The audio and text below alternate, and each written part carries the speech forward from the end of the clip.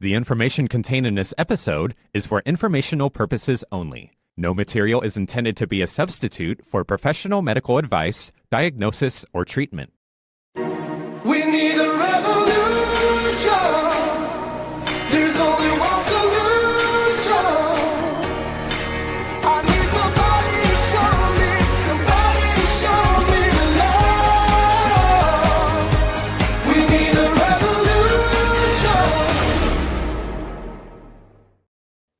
Hello, everyone. Welcome to Informed Life Radio on 1150 AM, KKNW, and CHD TV, and streaming to other platforms. I'm your host today, Bernadette Pager. I'm so glad that you could join us today in this holiday season. It's very exciting times going on, a lot of change, just so many things that really shows that this health revolution is well underway. And I hope everybody here is feeling empowered to really make changes in your life, to find that information that you need to find in order to live that informed life and make those decisions. This hour of radio is brought to you by Informed Choice Washington, by the members of Informed Choice Washington. That's informedchoicewa.org. This is a great nonprofit in the state of Washington that works to educate as well as advocate for your rights, for your health freedom rights, parental rights, religious rights. It's all about informed consent. Your right to have enough information and to examine that information without coercion or undue influence and make the best decisions for yourself and your family. That's what we fight for at Informed Choice Washington. As always, so grateful for any donation that you can drop into the bucket. So just visit informedchoicewa.org. And then you can sign up to get free newsletters. They've got a great Substack every week. So every week following the radio show, a new Substack comes out. And there you'll find links to things we talked about on the show, as well as some other key information in the news that we feel is really important to you. Gerald Browd and Bob Reynolds are the key writers of that, with some help from Lisa Templeton. So grateful for their hard work every week to bring you the information that you need to know. So the views expressed on this show are not necessarily those of KKNW or CHD. And we're not giving medical or legal advice. This is just conversation. This is what makes this nation great, is great discussions. Everything should be out there, able to be discussed and be debated. For too long, the issues we cover on this show were censored and silenced, but no more. Free speech has kind of been let loose, and it's very exciting times. And our guest today is somebody who was with me through the censored times, and now his voice has really been unleashed. A lot of you have met him before. His name is Dr. James Lyons-Weiler, but I like to call him Dr. Jack. Hey, Dr. Jack, welcome to Informed Life Radio. Oh, we're not hearing you. You need to click a button there. It might be, oh, there we go. Hey, Bernadette, you freedom-loving American, you. Absolutely. You know, the older I get, the more I really appreciate what our forefathers did for us and this great wives. Experiment. And their wives. And their wives. Because when they went home at night, their wives told them what to do, what to think. let's not pretend. No, Okay. Let's not pretend. Absolutely not. Really, I mean, life really is about collaboration and partnership and support. And yeah, it is true that the forefathers did get a lot of the attention in history, but those four mothers, which sounds like I'm insulting them, but they were as crucial. I know, you know, in my relationship, because I'm the advocate, my husband is the supporter of me. Without him standing beside me, backing me up, picking up the weight around the house when I'm gone, I couldn't do this, especially when our son was younger. And you're the same way. You've got a significant other, your dear Gracie, who is just your rock. And, I just can't imagine doing what we do without their support. Yeah, they're incredibly the unsung heroes of what we now call MAHA, what we used to call the vaccine risk aware movement, what we used to call the informed choice, community, all of Yeah. us, we wouldn't be anywhere without. There's so many unsung heroes that need to be thanked and thought of on a regular basis. And it's really nice during the holiday times, to be extra special nice to them, because you have no excuses. It's the holiday. Spend time with your family. Yeah. Yeah, absolutely. Spend time with your holiday. And it's for a lot of us in the movement, we have a hard time turning that switch to off for a little while, Definitely, but it definitely. is important. It's important to preserve those family bonds and to recharge ourselves by letting loose a little bit. Yeah, absolutely. So Jack, in particular, I'm gonna quote from you from your Substack, which is the key topic we're talking about today. So really, from day one, you've been saying that the use of PCR tests, which I'm going to have you explain in layman's terms to our audience, using them as the quote, the primary driver of pandemic policy would guarantee a tidal wave of false positives, distort epidemiology, and weaponize diagnostic noise as public fear, unquote. I just you were so absolutely spot on with what happened. And you recently wrote in your Substack, you've got a great Substack that is called Popular Rationalism. I encourage everybody to subscribe, go look you up. Um, Talking about how public health has not yet learned their lessons regarding these tests and the use of their test. And they are gearing up to do it all over again with bird flu, with the avian flu. So from the outside, let's make sure that people listening as they're driving home from work or wherever they happen to be, explain to us what a PCR test is and what it does not. Sure, absolutely. So, listen, I'm not saying the PCR test can't be useful for diagnostics. That would be silly and ridiculous. PCR tests are used all the time for diagnostics. They're used all the time for diagnostics with viruses, even. It's not a problem. The problem really comes when you start saying that, a virus is present because you've reached a certain amount of signal on the machine when you haven't calibrated that machine to zero, and there is noise in the signal, and there's noise in the noise, and you have noise plus noise, and then you have noise plus signal. When the virus is present, or anything you're trying to detect with PCR is present, you have noise plus signal. So The back deal us up is a that little these, bit more, though. I want to simplify it anymore, Jack. So a person goes to the doctor. This is the test where they take the swab and they shove it up your nose. yeah. Okay. Then explain what happens to that swab so people understand what this machine is and what you're talking about with cycles. But yeah, I'll get to the details, but I want people to really understand here what I'm not saying. I'm not saying that we can't use PCR, because that's really important. People, when we first talked about this starting in April of 2020, when you first came to me saying, hey, wait a minute, what about this PCR test? You were way ahead of the curve. I immediately recognized what they were doing, because I used to do this type of PCR in the lab, and I used to teach how to analyze the data. And they were missing a critical component. The critical component of the test is to know when you just have a human saliva sample or a nasal swab that doesn't have the virus. See, that's what we're distinguishing. We're not saying, okay, we have enough signal to think that the virus is there. And so, before we get way down in the weeds and what PCR is and all the rest, I just want to be sure that people understand, yeah, you can use PCR as a toolkit. It's a valid toolkit. The problem is that we were all being lied to about these particular tests for SARS-CoV-2 and now for the H5N1 influenza, where they're saying that it's quantitative when it's not truly quantitative. To be quantitative, you have to know where zero is. Yeah, and so what they've done is they made the kits where, and I wrote to Peter Marks about this, and I did the simulations, and I did the podcast, and I wrote the articles, and I said, hey, if you run these PCR tests the way that you're proposing to run them, and you only require the manufacturers to send you data on finding the virus when it is present, but you don't also demand for them to show you data, what the signal looks like when the virus is absent, then all you have to do is turn the dial up, and then you'll have a pandemic, and turn the dial down, and the pandemic will go away. And Peter Marks said, oh, that's interesting. I'll take it up with my colleagues. Every single molecular biologist that ever worked in a lab and actually did PCR understands what I'm talking about for quantitative RT-PCR.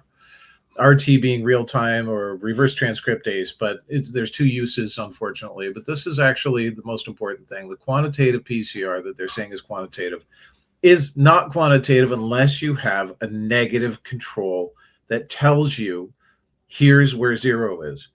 So I know it's probably pretty late where people are to get down on the weeds on this, but just imagine, give you an analogy. You have a smoke detector in your house. And if that smoke detector isn't calibrated properly, every time you walk by and breathe on it, it'll go off, right? Just because there's some ambient increase in temperature or humidity or something, it just picks it up. There's something going on, okay? And heat will turn, these smoke detectors, modern smoke detectors don't just detect smoke, they also detect heat. So if you imagine every time you walk by your smoke detector and your body heat puts it off, that's because it wasn't calibrated properly. It thinks that body heat is significant. So when they stick that thing up your nose and then they take a nasal swab, they should also have a matching sample that is similar to a human nasal swab, where it absolutely won't light up whatsoever because the virus is known not to be present. You can't just use sterile water because what we're really concerned about is non-specific amplification. That means you have a reaction where pieces of DNA map to other pieces of DNA, they line up, and then they make a copy, and they make another copy, and they make another copy. So you have to have some of the background DNA present, and these kits would have to have something in there that is sufficiently calibrated to say, okay, there's, non-specific amplification that happens, but that only increases way over here, as opposed to when the virus is present, it increases way over here. And what I mean by increase is when it makes a copy, it's actually an explosion. This copy makes 2 copies, these 2 copies make 4 copies, these 4 copies make 8 copies. So it actually goes up like an exponential curve. And that happens whether the signal is present or not, whether the virus is present or not. So unless we know the difference between where the curve is supposed to go up, and where without a virus present, and where the curve is supposed to go up with the virus absent, which is always later. We also have another source of noise, which is the variation in the starting material. So that when they do a nasal swab, different people have different amounts of virus. Different people have different amounts of every kind of DNA in their sample. So the different amount of starting sample actually helps determine where that curve takes off. The difference between those exponential parts of the curve is called delta CT. So here's the cycle threshold for a negative sample. Here's the cycle threshold for a positive sample.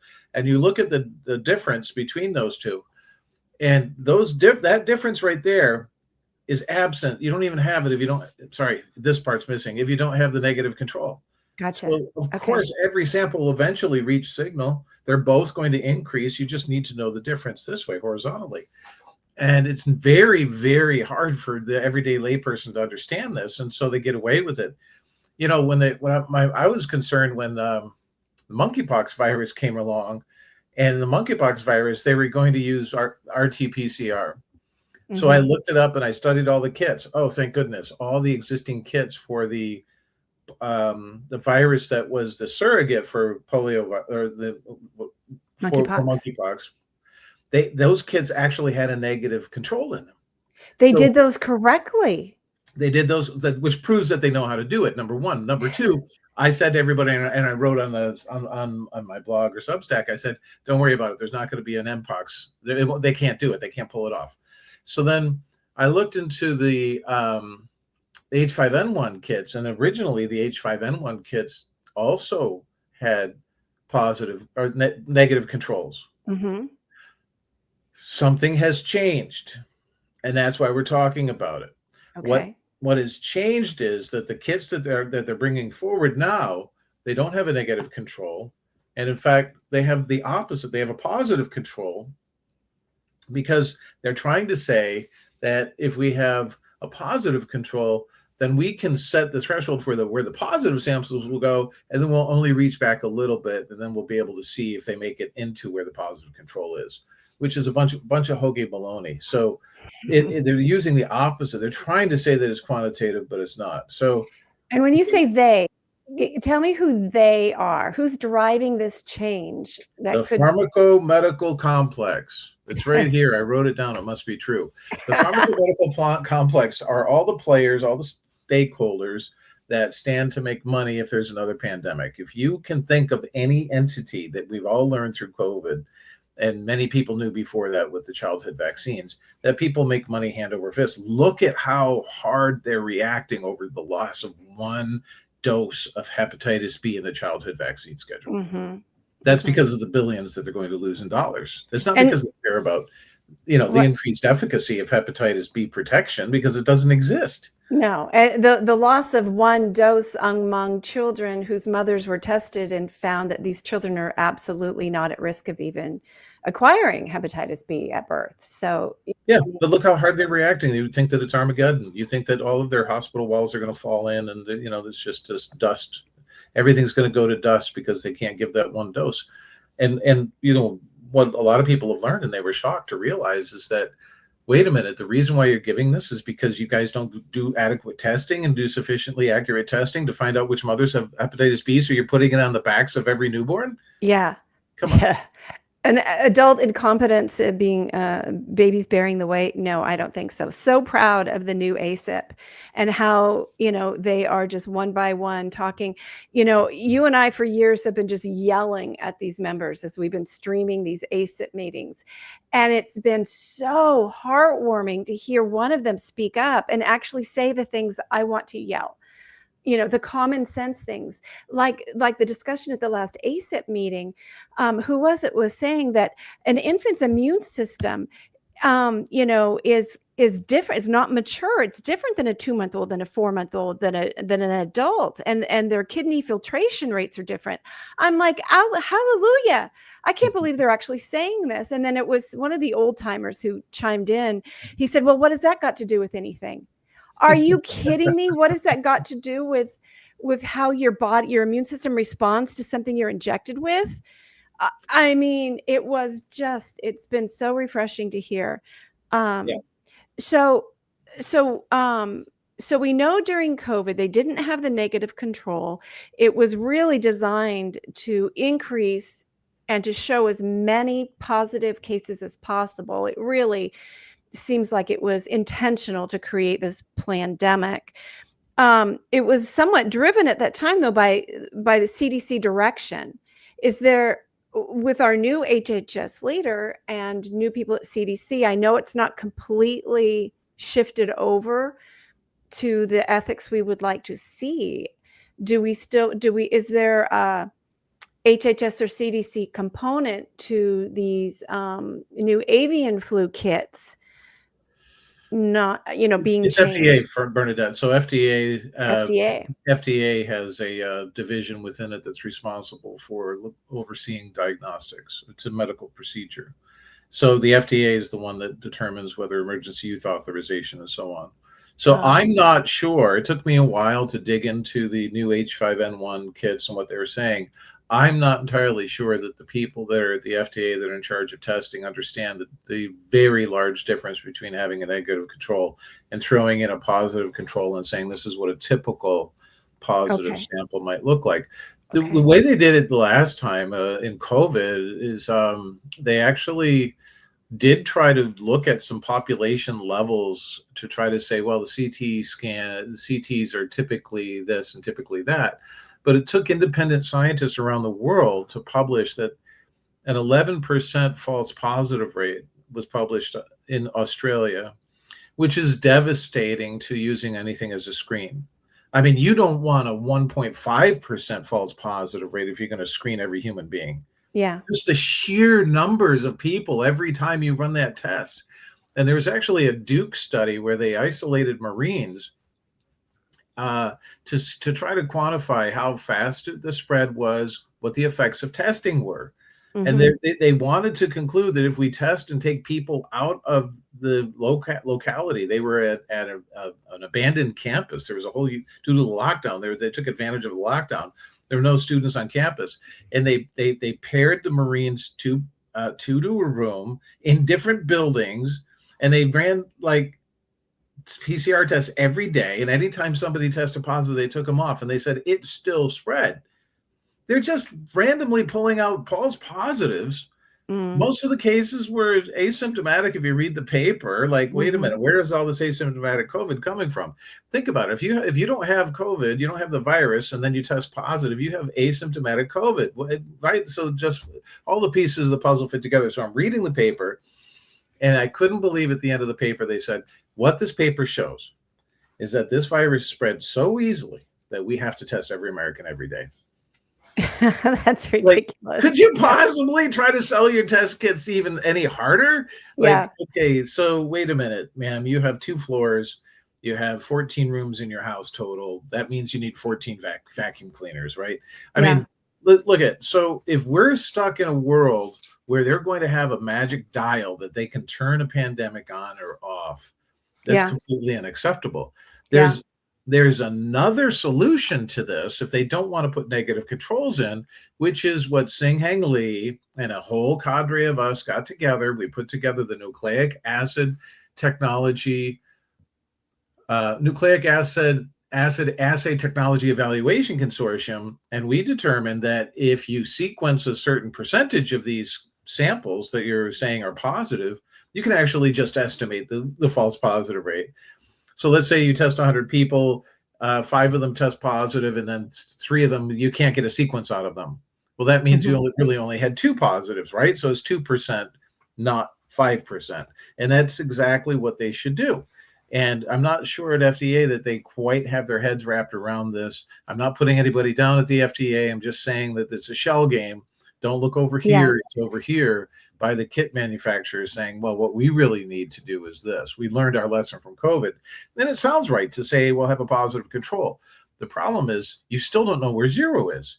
The typical positive test case on average in the population is actually determined based on no negative control. So, it makes you want to pull your hair out. It does. It does. So it sounds like you need to try to get the ear of somebody there at the FDA. But this is the same game we see everywhere. We've got industry that they follow those who are critiquing them and finding their flaws.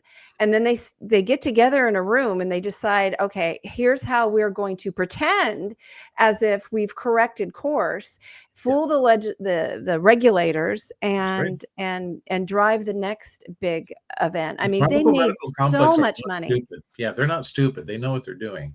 So it's not time to relax. When the H5N1, this big scare that's coming from the UK, when that comes to the United States, Robert F. Kennedy Jr. is going to be there saying, wait a minute, I just got off the phone with my friend, Dr. James Lyons-Weiler. He wants to know, right? So, when Kennedy was nominated, I started writing white papers. By the time he was confirmed, I'd written 26 white papers. Those white papers are now circulating all throughout HHS. That's fabulous. Yeah. Yeah. And I actually attended a MAHA summit, and somebody from HHS came up to me and she said, you're him. And I said, well, yes, that's true. You're you. Now that we've established that. She said, oh, you don't understand. You're a legend at HHS. Yeah. Really? Oh, that's good to know. People are going to say, well, he's lying because he'd be working there if he was that good. Well, I'm going to break some news here today. The only Bobby's tried to hire me 3 times at HHS. And the only reason why I'm not hired is because I criticized a sitting president at one time for not running the vaccine safety conference or the commission that he promised that he would. Yeah. Okay. So, I mean, if it's all political, and I'm an apolitical person, I don't vote either way when it comes to president, and that's just the way that I am. I don't believe in the process enough to commit my name to one side or the other. I don't belong to either party. I used to be a Democrat, but I don't think that it's appropriate for me to speak about something I don't know enough about. No, I don't know enough about the presidential campaign process to really, in good faith, participate in it as if it's a democratic process. Yeah, well, and it's such a tangle of issues now and stances, and it's like I'm trying to figure out how, even like if somebody was to ask me, like, what's my political bent, and I would say that I'm a constitutional conservative environmentalist who doesn't believe in climate change, right? Yeah. But who is against, how pesticides are being used. And, I mean, there's no clear path. Everything is just such a tangle. So you really have to be We need an partyless. anti-corporatism party. Well, I don't think that corporations should have the influence that they do. And when they No. rewrote the election contribution laws to allow corporations to de facto donate as much money as they Yeah. possibly wanted, that guaranteed that we're not going to have anybody but very wealthy people or people that can garner a lot of money from corporations running the executive branch of the U.S. of the United States.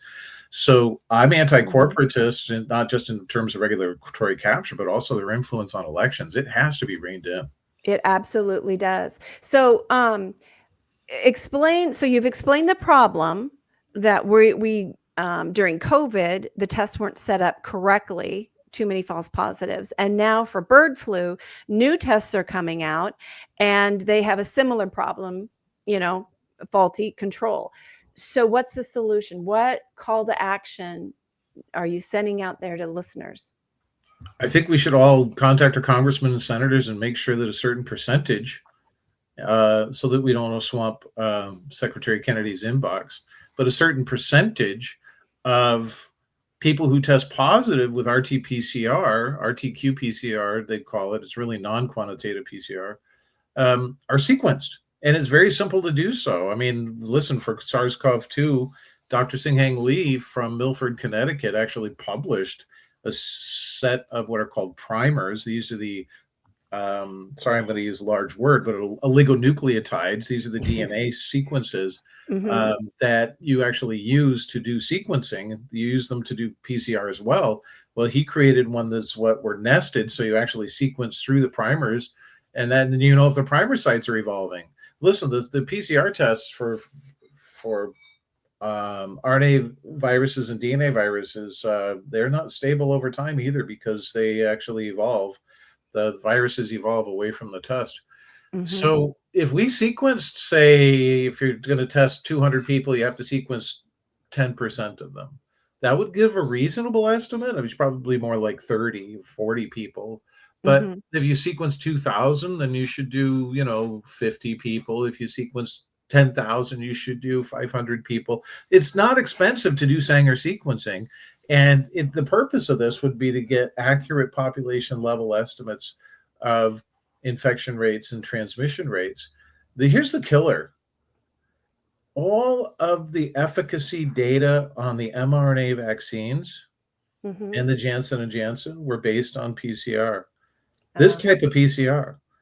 None of it is accurate. We have no idea what the actual, they just said, the positive, if and then remember the time when Michelle Walensky said, don't bother sending us any biological samples if they're from the vaccinated, because we won't sequence them. What she was doing there was she was saying, we really only want to blame new variants on the unvaccinated. Exactly. This is the kind of baloney that put Bobby Kennedy as Secretary of HHS.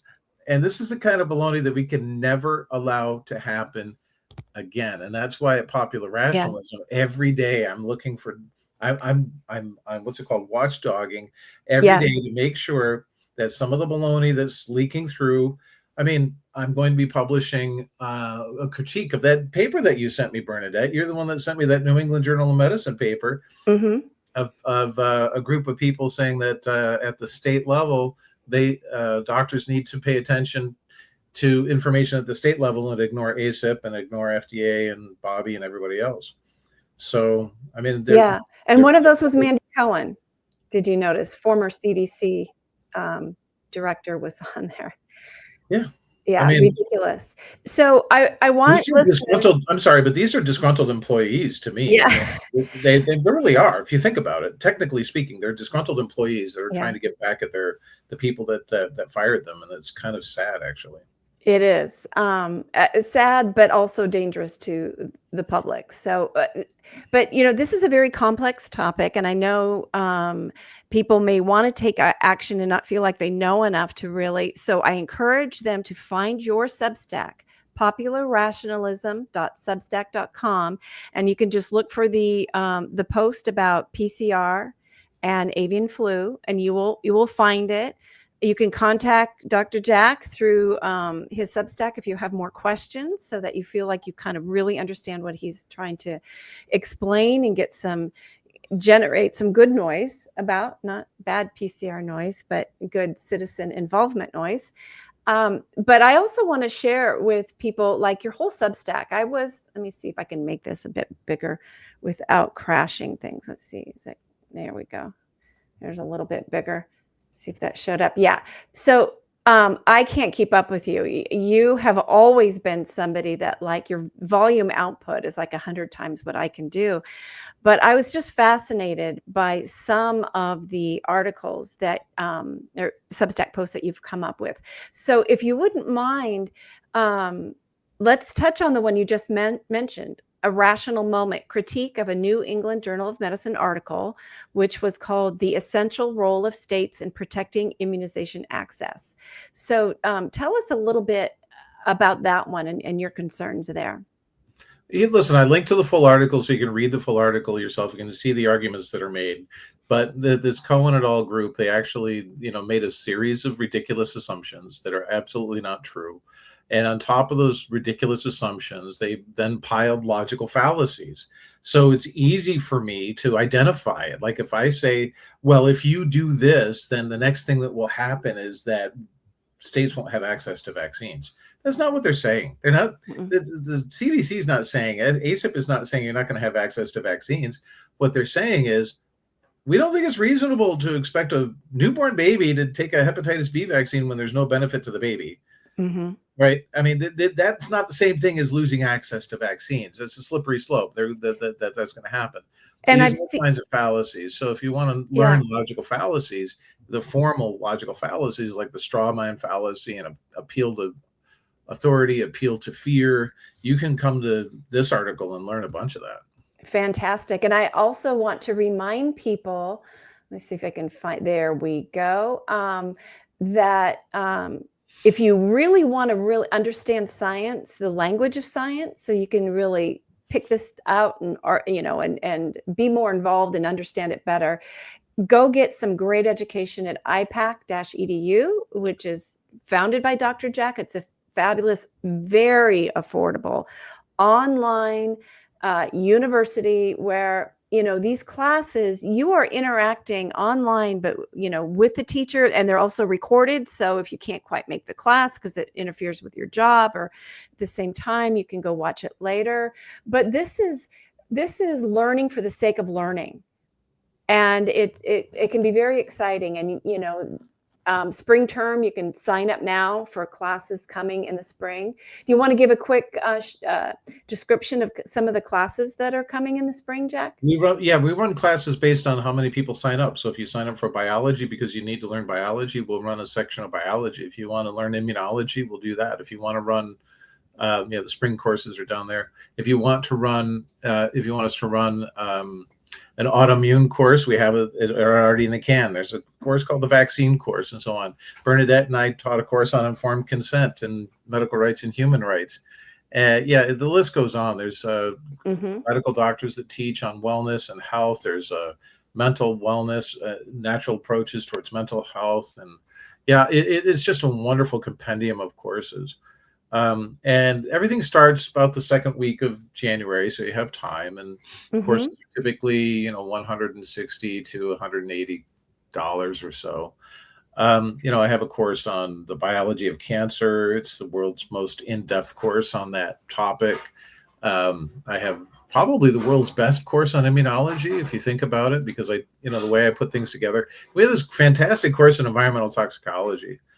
But if we could go back to the popular rationalism for a minute, I hope to see you guys all in class. I want to just step you through some examples of how motivated I am to stop the baloney from ever pervading reality again. I'm on Twitter, and there's these doctors that are there, and they're all saying how rude it is to, if you go down to smashing cancer risk, how rude it is to people who have died from cancer, lost loved ones from cancer, the families of people who've died from cancer, or people currently struggling from cancer, that you can reduce cancer risk. There's doctors out there that do not want people to believe that they can that anybody can reduce the risk of cancer. Cancer is just something that happens to you, as if it's genetic, and that's cruel to me, because there's a huge amount of knowledge on how to reduce your cancer risk. Exactly. So I write this huge in-depth article teaching my readers how to reduce cancer in their lives.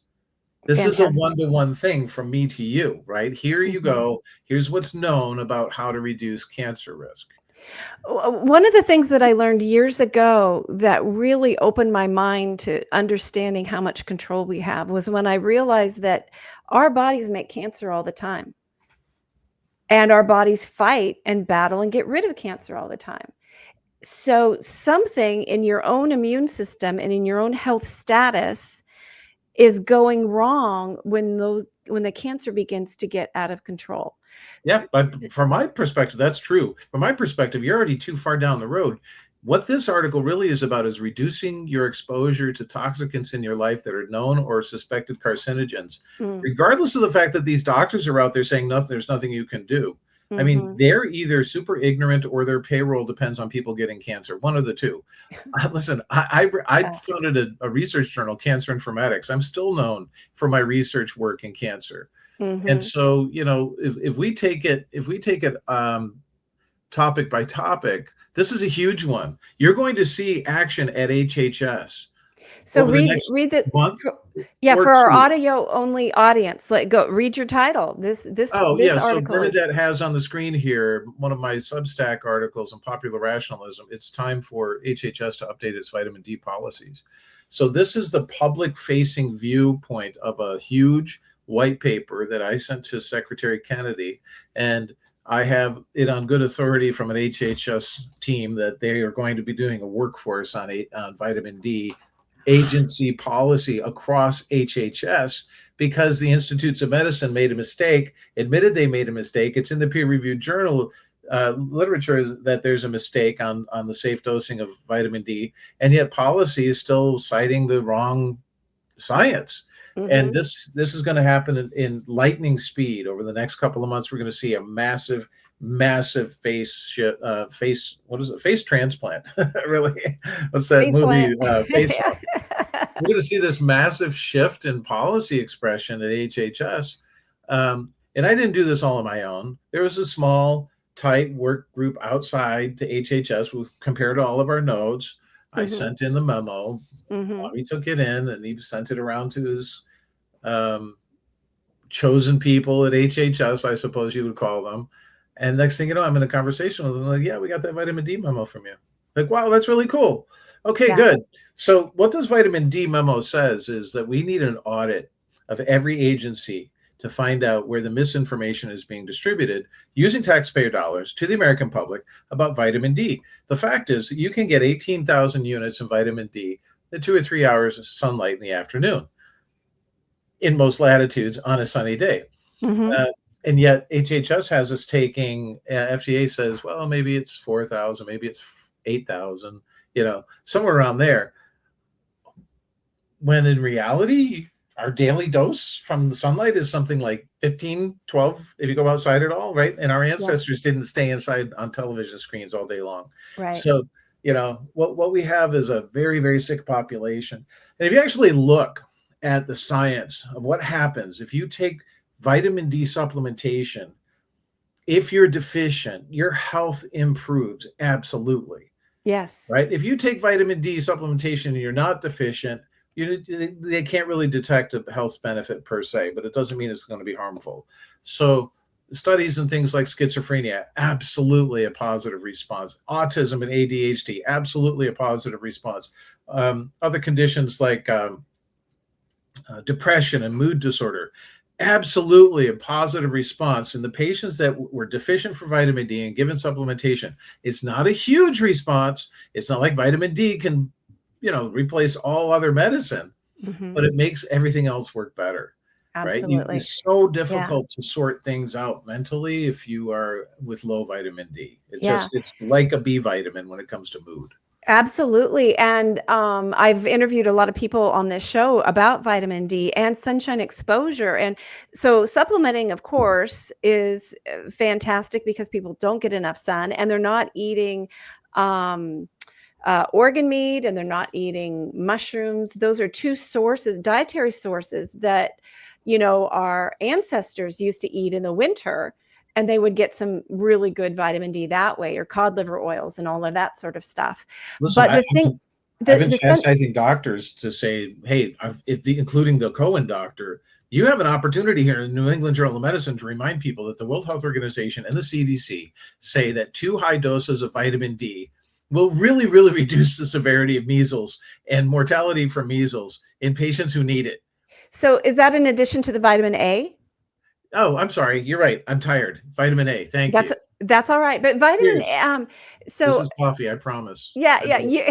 do. Years ago, there was a great Zoom meeting with Dr. Tatiana Opokuhanich, who you know, and she was talking about both A and D. They're very important for viral illness. Yes. And she was noting how if you're low in one, it makes the symptoms of measles in this area really big. If you're low in D, it was another area. They're both absolutely crucial. But yeah, I Yeah, and think if you it's take the low doses of vitamin D, you should balance it out with K or A. You're right about that. right, So right. anyway, my point is there's not enough positive, forward-looking, correct information about vitamin D and its effect on human health at HHS. And agency-wide, there's going to be an audit, and all that misinformation is going to be corrected. Yeah. And I hope that we can actually look for new recommendations from the FDA sometime over the next, say, 3 to 6 months. That's Um, great. Did your paper touch on the studies that showed that the heavier you are, the more vitamin D you need? No, that's a good point, though. That's a really good point. Yeah, So, so that standard dose is different if you're overweight, underweight, that sort of thing. And then the other thing is you still need, even if you're supplementing, exposure to sunshine, even in winter, because there's something about the sunshine that triggers like your vitamin D receptors that so much else is happening with that exposure to the sun. We're creatures on a planet that needs exposure to the sun. Um, and just to make the vitamin D actually work better, to be able to be uptake, the ability to metabolize vitamin D is affected by other things. So it's a very complex issue, and I'm so excited to hear that HHS is going to be on top of that. That is so important. With RSV, I was looking at vitamin D and its relationship to severity, to susceptibility to RSV disease and severity. And it was very clear, mainstream science very clear. And they were looking at cord blood levels and the cord blood levels needed for the baby to then be protected. And then they did some supplement study to see if they could raise in pregnant women the vitamin D levels, but they didn't give them enough.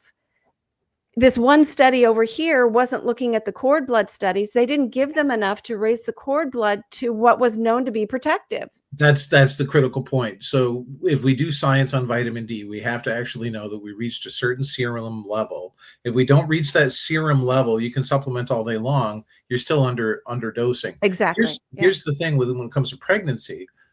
The studies show that late gestational vitamin D supplementation doesn't really seem to help to help in any way, particular way with fetal or infant health.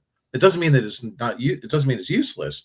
It just means they didn't pick up an effect. In other words, the science is agnostic. It doesn't know whether it helps at all because they didn't pick it up. That's what a negative result means when you don't do. You should not interpret it as not causing. You should say we don't know. Right? Okay. That's what an honest scientist says.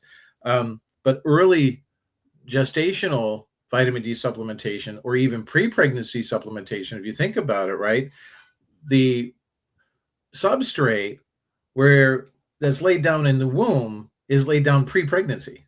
Okay. So the mother's vitamin D will determine the health of that environment for the baby even before fertilization. Wow. right? Yeah. So, right, it's smart to think about it earlier that way. So there should be studies that say, okay, wait a minute, what happens if we keep the serum levels up in the mother 2 to 3 months before pregnancy, throughout pregnancy and early childhood, to things like, oh, I don't know, adverse reactions to vaccines, Yeah. right? It's quite possible that these kids might be able to detox a little bit better if they build their biochemistry, and it is built biochemistry in a robust way. So, And if do they they, have if less severe RSV? Do they have less severe influenza when they get it? Measles is a mild childhood illness, right? So right, how mild can we make it, right? right. Um, it's not a panacea. Let's not kid anyone. No, People, absolutely not. But what we've had is decades of public health agencies absolutely ignoring the foundational building blocks of health, and as if vaccines are all there is to it. And absolutely not. We know that is not the case. Um, I want to return a little bit to the main theme of the show because I want to make sure people really understand. And we had the fun title here of "Stop the Pandemaniacs." I just love that term, Pandemaniacs. Did you coin that, or I was that? did. That's another Lyons-Weilerism. Yes, it is. That's another Jackism. I did it. Yeah. So Pandemaniacs. I love it. just prepared over the holidays and moving into the new year. If you begin hearing some fear messaging in the media and coming from public health, just take a step back. Remember, there are pandemaniacs out there who make a lot of money of you fearing disease. Step back.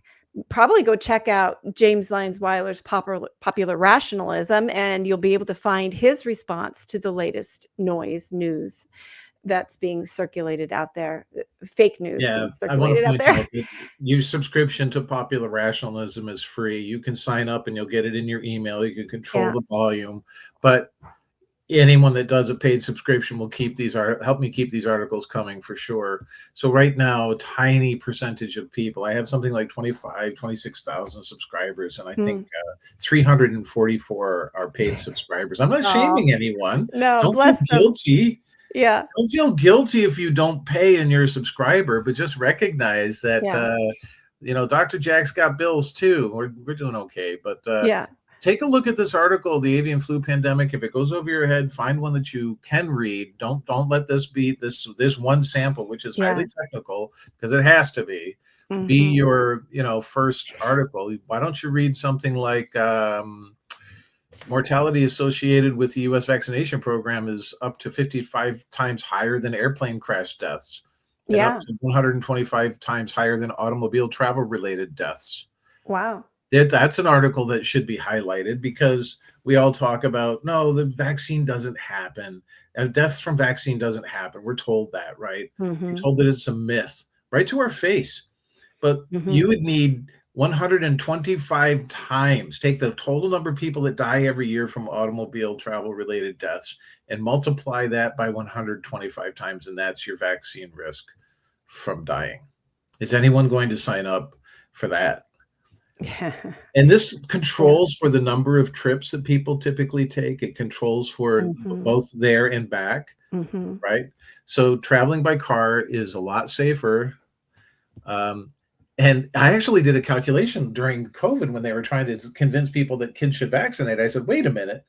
If you take every child in the United States and drive them pediatric, the physician's office, or to the pharmaceutical, the sweatshop there, what do they call them? Pharmacies. Yeah. Yeah. Um, the risk of dying from a car accident is, if you're a child, the risk of dying from a car accident on your way to get your COVID-19 vaccine is greater than the risk of the chance that you won't be COVID-19. saved. Yeah, Right. it's greater than the risk of dying from COVID-19, right? So just on that alone, there's no beneficence at all. There's no benefit No. to the children. There's just enhanced risk of just car accidents going, because people don't realize how numbers scale up. It's a huge effect of dealing with whole populations. When you Mhm. start talking about the risk at the population, things blow up. We're talking about hundreds of millions of people. So you can have a tiny, tiny risk and it's still 10,000 people. or 20,000 people. You know, do we really want to kill a whole town full of kids just to get more COVID vaccines into more arms? It doesn't Yeah. protect anyone. Well, and I hope the point people get about this is, you know, do not panic. What's that famous Hitchhiker's Guide to the Galaxy? Don't panic. But we also, you know, Jack, you and us here on Informed Life Radio, we have never downplayed illness. We know that people get ill from circulating, you know, viruses or bacteria, and sometimes they can have a severe outcome, and sometimes these things can kill you. But what we want people to know is truly understand illness, how they get it, why they're susceptible, what they can do about it.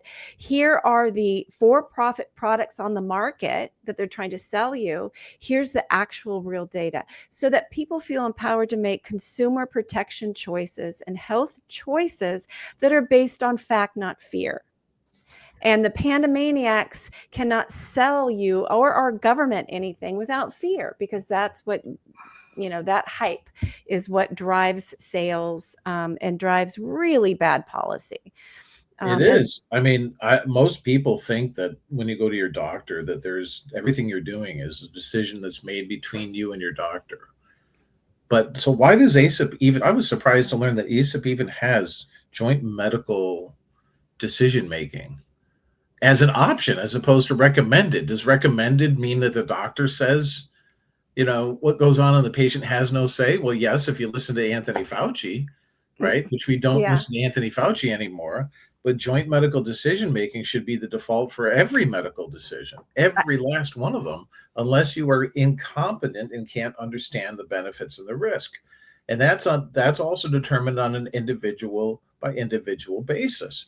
They can't just assume that the American public is so stupid that nobody can understand that this small benefit is actually probably on par with the risk. So maybe it's not for me, because I'd like to hedge my bets, and I go with the principle of precautionary principle. Yeah. And two things.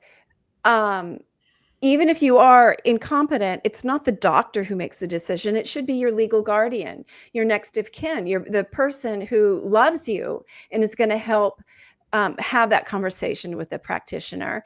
And then the other thing is, I like to ask, what else you got?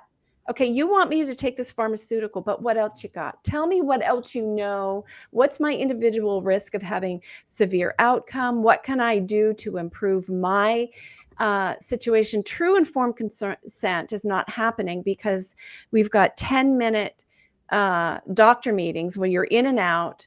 And you know, it's all about billing. How can they bill this? And if they spend too much time actually telling you how to achieve wellness, then listen, of the two people that are in the room, every medical decision, the decision impacts one of those people far more than the other, and it's the patient. So the patient should be given as much information as possible, including what medical alternatives exist. Not only should they, but that's a central principle of informed consent, actually being told what your options are.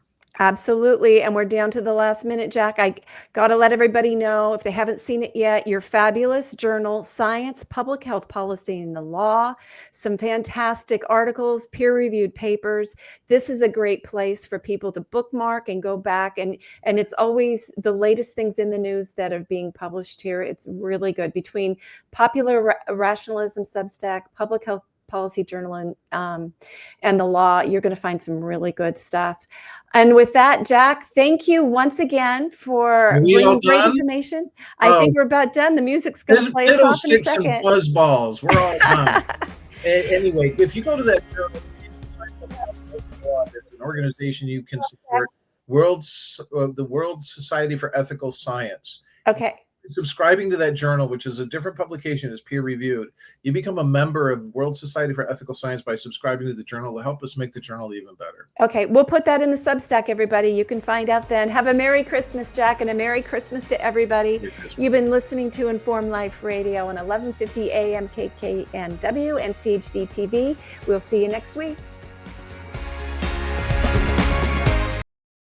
Informed Choice Washington is a nonprofit organization that advocates for healthy immunity, medical freedom, and fully informed medical consent. The right to make medical choices without coercion is fundamental to our civil liberties and a basic principle in all human rights declarations. To learn more, tune in each Friday from 4 to 5 p.m. to an Informed Life Radio and visit the website informedchoicewa.org. It's time to take a stand for medical freedom. Go to informedchoicewa.org today.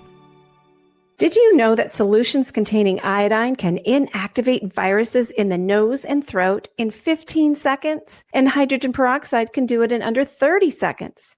Decades of studies, including many conducted during COVID, have shown that properly prepared and used nasal spray and gargling solutions can reduce your risk of infection, reduce viral load, reduce symptoms, and reduce transmission of viruses. To learn more, go to healthyimmunitynow.org and check out the EFU Challenge. Why spread fear and infection when nature provides solutions? Go to healthyimmunitynow.org today. The information contained in this episode is for informational purposes only. No material is intended to be a substitute for professional medical advice, diagnosis, or treatment.